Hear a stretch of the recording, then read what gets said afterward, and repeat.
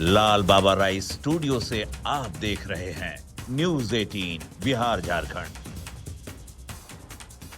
नमस्कार। 2025 विधानसभा चुनाव से जुड़ा पहला चुनावी बुलेटिन मुख्यमंत्री में आपका बहुत बहुत स्वागत। मैं हूं आपके साथ संतोष गंगवार। चलिए बिना देर किए शुरुआत करते हैं चुनावी खबरों का सिलसिला। लालटेन वालों ने जंगल राज दिया, अब हम लोग कभी उसके साथ नहीं जा सकते हैं। एक मौका तेजस्वी को दीजिए, वैकेंसी ही नहीं है। और मुख्यमंत्री की शुरुआत सबसे बड़ी चुनावी खबर के साथ करेंगे। बिहार में चुनाव की डुगडुगी बजने के बाद और सभी 243 सीटों पर उम्मीदवारों के ऐलान के बाद अब एनडीए ने संयुक्त प्रचार भी शुरू कर दिया है। एनडीए के लिए प्रचार करने पहुंचे गृह मंत्री अमित शाह ने इस दौरान ऐसा ऐलान किया कि जेडीयू गदगद हो उठी और विपक्ष की भ्रम वाली राजनीति पर ब्रेक भी लग गया। अमित शाह ने एक बार फिर साफ किया है कि 2025 का विधानसभा चुनाव नीतीश के नेतृत्व में ही लड़ा जाएगा। रिपोर्ट दिखाते हैं। हम बिहार में नीतीश कुमार जी के नेतृत्व में लड़ रहे हैं। 25 से 30 मोदी और नीतीश। बिहार चुनाव में ये नारा है सत्ताधारी एनडीए का। पर चुनावी समर में इस सवाल पर सियासत सुलग गई है कि 2025 में मुख्यमंत्री नीतीश कुमार फिर से बिहार के सीएम बनेंगे या नहीं। तो इस सवाल पर बीजेपी के चुनावी चाणक्य और केंद्रीय गृह मंत्री अमित शाह ने ये साफ कर दिया है कि एनडीए सीएम नीतीश की अगुवाई में ही बिहार चुनाव लड़ेगा। कि एनडीए 20 साल में सबसे बड़े बहुमत के साथ बिहार में सरकार बनाने जा रहा है। हम बिहार में नीतीश कुमार जी के नेतृत्व में लड़ रहे हैं। मिशन बिहार के दौरे पर छपरा में अमित शाह ने यह भी दावा किया कि सीएम नीतीश के नेतृत्व में चुनाव लड़ेंगे और साल 2010 से भी बड़ी जीत के साथ बिहार में सरकार बनाएंगे। चुनावी मंच से शाह ने सीएम नीतीश की जमकर तारीफ की, दावा किया नीतीश के नेतृत्व पर पूरा भरोसा है, बिहार में एनडीए आज तक की सबसे बड़ी जीत दर्ज करेगा। शाह के ऐलान से गदगद जेडीयू ने भी मुख्यमंत्री की कुर्सी पर हक जताया और ये घोषणा की कि बीजेपी से नंबर कम होने के बावजूद भी नीतीश कुमार ही मुख्यमंत्री बनेंगे। जिससे स्पष्ट है कि अगर नंबर हमारा कम रहता है तो भी नीतीश कुमार जी मुख्यमंत्री होंगे। उन्होंने एक बार भी ये नहीं कहा कि नीतीश कुमार जी के अलावा कोई दूसरा भी मुख्यमंत्री होगा, जबकि महागठबंधन में तो नेता अभी कोई तय नहीं। विधायक दल तय करेगा, एनडीए का विधायक दल तय करेगा, ये परंपरा ही है। पिछली बार भी मुख्यमंत्री बने थे नीतीश कुमार जी, तो किसने तय किया था? एनडीए विधायक दल ने तय किया था कि हमारे नेता नीतीश कुमार होंगे। शाह के बयान को बीजेपी ने भी एक्स पर पोस्ट कर लिखा, मीडिया वाले बिहार का माहौल पूछते हैं, मैं साफ कह देता हूं, एनडीए बहुमत के साथ सरकार बनाने जा रही है। सीएम नीतीश के नेतृत्व में चुनाव लड़ रहे हैं और पूरे देश में प्रधानमंत्री नरेंद्र मोदी एनडीए का नेतृत्व कर रहे हैं। बिहार फतेह के मिशन पर बीजेपी ने पूरी ताकत झोंक दी है। बीजेपी शासित अलग अलग राज्यों के मुख्यमंत्री भी यही दावा कर रहे हैं कि नीतीश कुमार ही मुख्यमंत्री बनेंगे। मोदी जी और नीतीश जी के नेतृत्व में फिर एक बार बिहार एनडीए के साथ आ रहा है। देखिए, सरकार एनडीए की बन रही है। मोदी जी, नीतीश जी, पासवान जी, मांझी जी, कुशवाहा जी, ये जो हमारे 5 प्यारे हैं, ये मिलकर सरकार बनाएंगे। विपक्ष की ओर से बार बार सीएम फेस को लेकर उठाए जा रहे सवाल पर बीजेपी ने स्पष्ट कर दिया है, नीतीश का नेतृत्व ही स्वीकार है। नीतीश कुमार के नेतृत्व में एनडीए चुनाव लड़ेगा और 20 सालों के बहुमत का रिकॉर्ड तोड़कर बिहार में एनडीए फिर से सरकार भी बनाएगा। बीजेपी नेताओं के बयान से एनडीए का उत्साह चरम पर है। हालांकि ये तो 14 नवंबर के नतीजे ही बताएंगे कि बिहार में किसकी सरकार बनती है। छपरा संवाददाता संतोष गुप्ता, गया संवाददाता एलन लिली और बेगूसराय रिपोर्टर संतोष के साथ ब्यूरो रिपोर्ट, न्यूज 18। बिहार में प्रचार करने पहुंचे केंद्रीय गृह मंत्री अमित शाह ने लालू प्रसाद और कांग्रेस पर जमकर निशाना साधा। अमित शाह ने आरजेडी की ओर से पूर्व सांसद शहाबुद्दीन के बेटे ओसामा को टिकट दिए जाने पर निशाना साधा और कहा कि आरजेडी कांग्रेस विकास नहीं कर सकती। ये लालू राहुल एंड कंपनी का सुपड़ा साफ हो जाएगा। बीजेपी के चाणक्य माने जाने वाले केंद्रीय गृह मंत्री अमित शाह ने शुक्रवार को बिहार में चुनावी प्रचार का आगाज किया, वो भी लालू प्रसाद का क्षेत्र रहे सारण से। सारण के तरैया मैदान से अमित शाह खूब गरजे, खासकर लालू प्रसाद और उनकी पार्टी पर। अमित शाह ने कहा, जो पार्टी शहाबुद्दीन के बेटे को टिकट देती है, ऐसे में बिहार सुरक्षित कैसे रह सकता है? ये बताओ, अगर आरजेडी आज भी शहाबुद्दीन के बेटे को टिकट दे तो बिहार सुरक्षित रह सकता है क्या? जोर से बोलो, रह सकता है क्या? भाइयों बहनों, बिहार को सुरक्षित रखना है तो नरेंद्र मोदी जी और नीतीश कुमार की जोड़ी को फिर से लागू। अमित शाह ने कहा, लालू प्रसाद और कांग्रेस ने बिहार को गड्ढे में ढकेल दिया। उस 15 साल के गड्ढे को भरने में 20 साल लग गए। 15 साल के जंगल राज के कालखंड में ही अपनी सभी प्रकार की गरिमाएं, ऐश्वर्य और उत्कृष्टता खो गई। अमित शाह ने लालू प्रसाद और कांग्रेस पर निशाना साधते हुए नीतीश सरकार की तारीफ की और बुद्धिजीवी वर्ग से अपील की कि वो लोगों को बताएं कि 2005 के पहले बिहार में क्या होता था।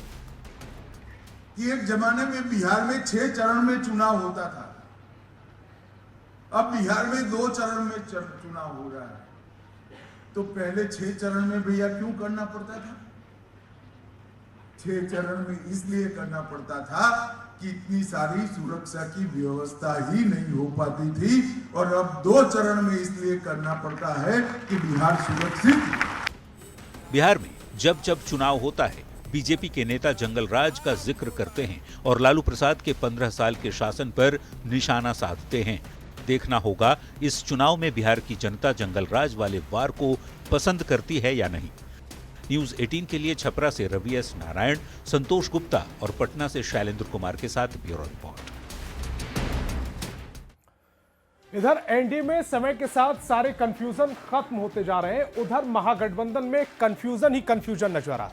अब तक महागठबंधन का चेहरा साफ नहीं है, घटक दलों में सीटों का बंटवारा नहीं हुआ है, प्रत्याशियों के नाम के ऐलान तो हो रहे हैं, लेकिन कई जगह गठबंधन के 2-2 प्रत्याशी चुनावी ताल ठोक रहे हैं। ऊपर से मुकेश सहनी ने साफ कर दिया है कि इस बार का विधानसभा चुनाव वो नहीं लड़ेंगे, उनकी जगह है गौड़ा बोराम सीट से उनके भाई संतोष सहनी प्रत्याशी बनाए गए हैं, जबकि आरजेडी ने इस सीट से अफजल अली को टिकट दिया है। ऐसे में सवाल है कि क्या मुकेश सहनी अब भी तेजस्वी और कांग्रेस से नाराज है? कहीं से चुनाव लड़ेगा कि नहीं? नहीं, इस बार चुनाव नहीं लड़ना है और हमारा उद्देश्य है कि बिहार में हमारी सरकार बने।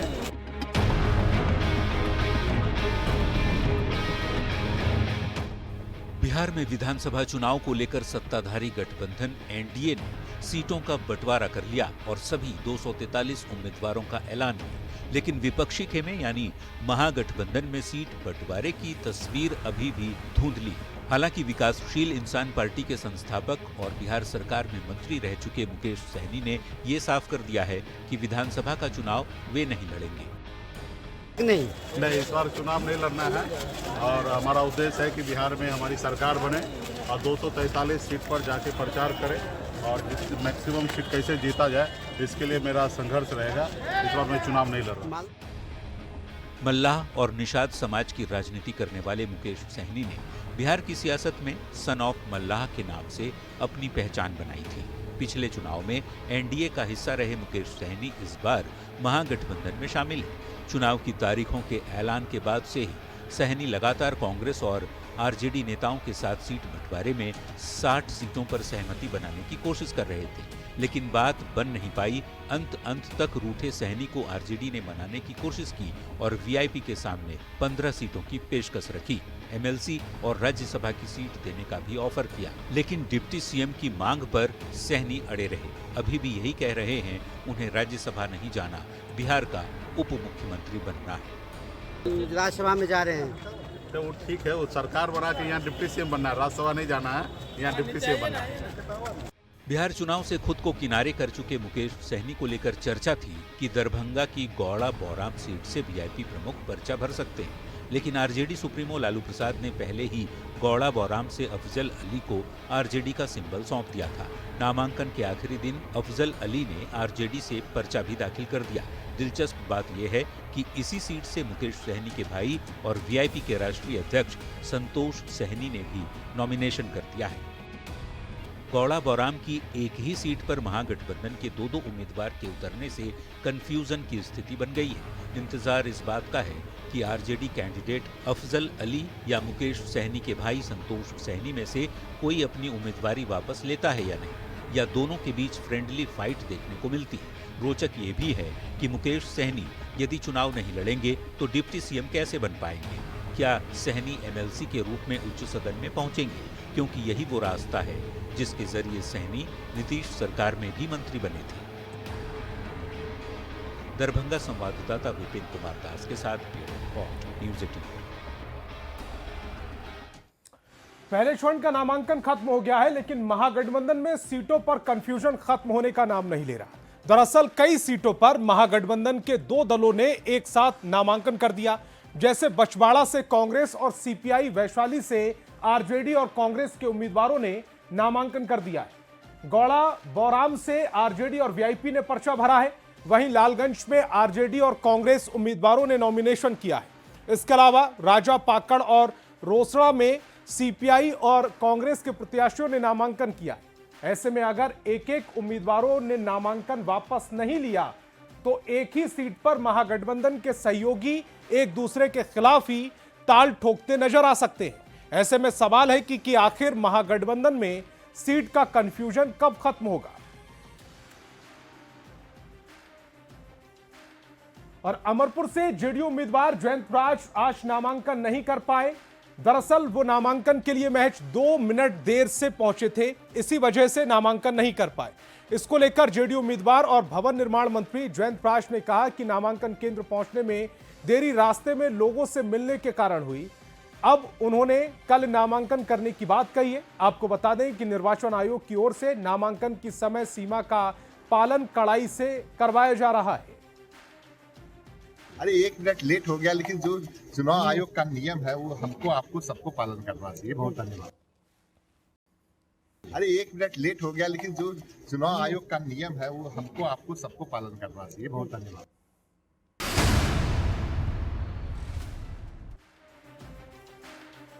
और मुख्यमंत्री में अब वक्त है एक रोचक चुनावी जानकारी का। क्या आप जानते हैं कि बिहार विधानसभा की सीटों को कितनी बार बढ़ाया और घटाया गया है? बिहार विधानसभा के गठन के बाद 1937 में पहली बार चुनाव हुए। तब सदन में 152 सदस्य थे और बाद में 1952 में इसे बढ़ाकर 330 कर दिया गया। लेकिन दूसरे आम चुनाव के दौरान इसे घटाकर 318 कर दिया गया। 1977 में फिर से विधानसभा की सीटें बढ़ाई गईं और इसे 318 से बढ़ाकर 324 कर दिया गया। और आखिर में साल 2000 में झारखंड के निर्माण के साथ सीटों की संख्या फिर से घटी और 243 हो गई, जो आज भी बरकरार है।